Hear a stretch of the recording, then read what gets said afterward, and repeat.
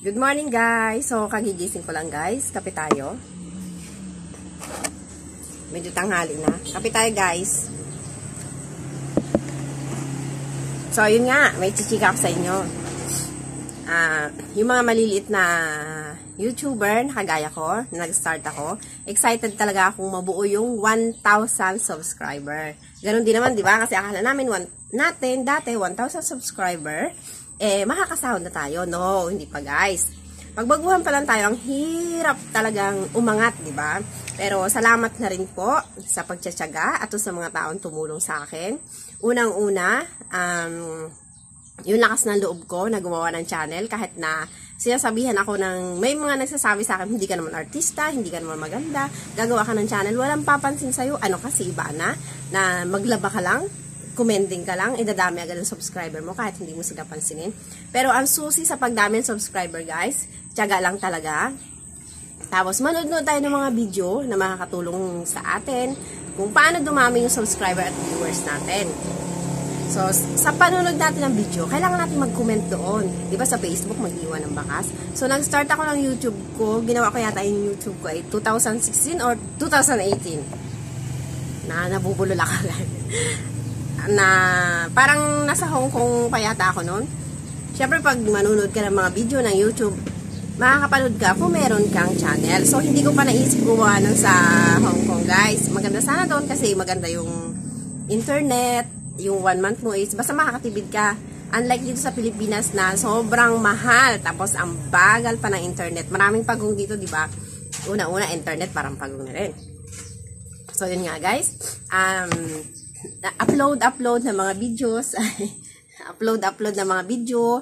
Tapos, minsan tinatamad, minsan hindi. Ang natutunan ko, guys, is ang importante sa panonood natin ng mga videos is mag-comment tayo. Mag-comment tayo doon sa videos na pinapanood natin. Papansin din tayo paminsan-minsan, syempre.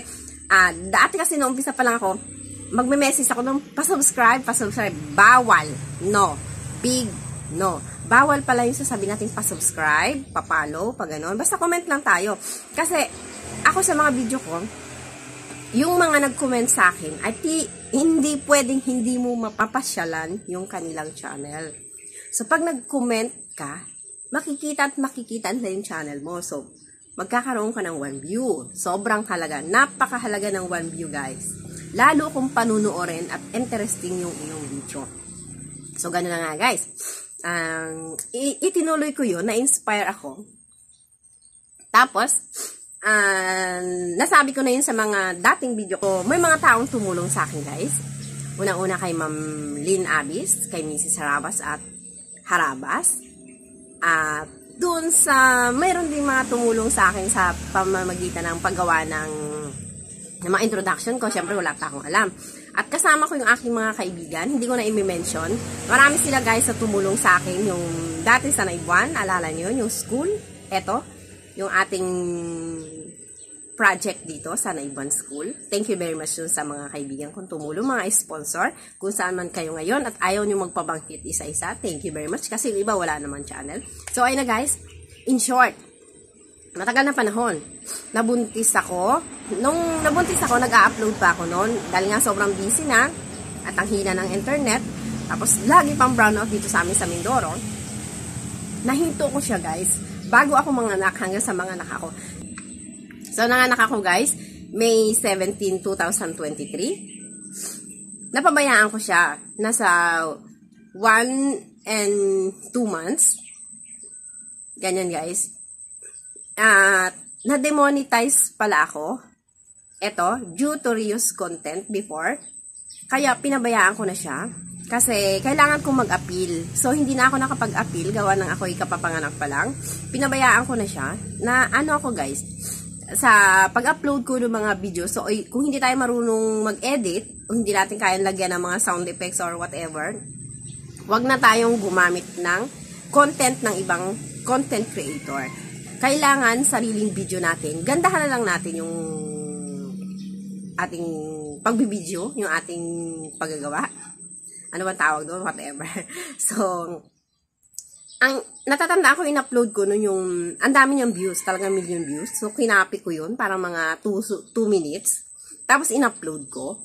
ang hindi ko siya dinownload. Ginawa ko, binidyo ko sa isang cellphone. Saka ko inedit at in-upload ko. So, pag-upload ko na yun, na-reuse content ako, guys. 2 beses. Tapos yung mga pag-upload ko ng mga artista, ganon.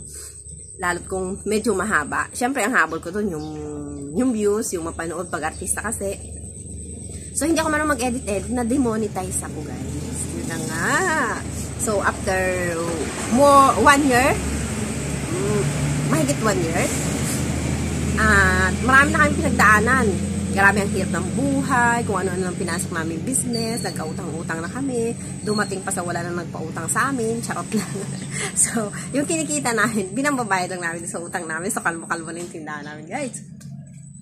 Hindi ko napansin, pero palagi ko naman chinecheck, pero hindi ko nakita dun sa Google na nag-Gmail pala sa akin nung July 6 at July 7 na may pumasok pala dun sa aking bank account. So, chinek ko nung maigi yung bank account ko, yung number, kasi marami akong bank account, guys, puro bank account, pero wala naman laman.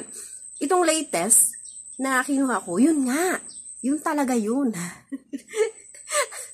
Tapos sabi ko, uy, meron nang pumasok, kasi nakalagay doon, ito guys, ayan, yan yung message sa akin, yan lang. So, sabi namin kinabukasan talaga, sige, tara, check natin. So, ito na guys, excited na, ito na, yan. Nag-withdraw, nag-fill up ako. Siyempre, hindi ko alam kung magkano pumasok, kung magkano convert sa dollar to peso. Ito, yan. So, yun, thank you very much, guys. Ito na, nakapag-withdraw tayo. Hindi na ako nakapag-video sa loob ng bangko, guys. Baka bawalin ako ng guard. Guys, ito lang muna ang may babahagi ko sa inyo. Next time ulit, so, sa maliliit na YouTuber na kagaya ko, sige lang, go lang ng go. Huwag tayong susuko. Yun lang. Maraming salamat po. God bless!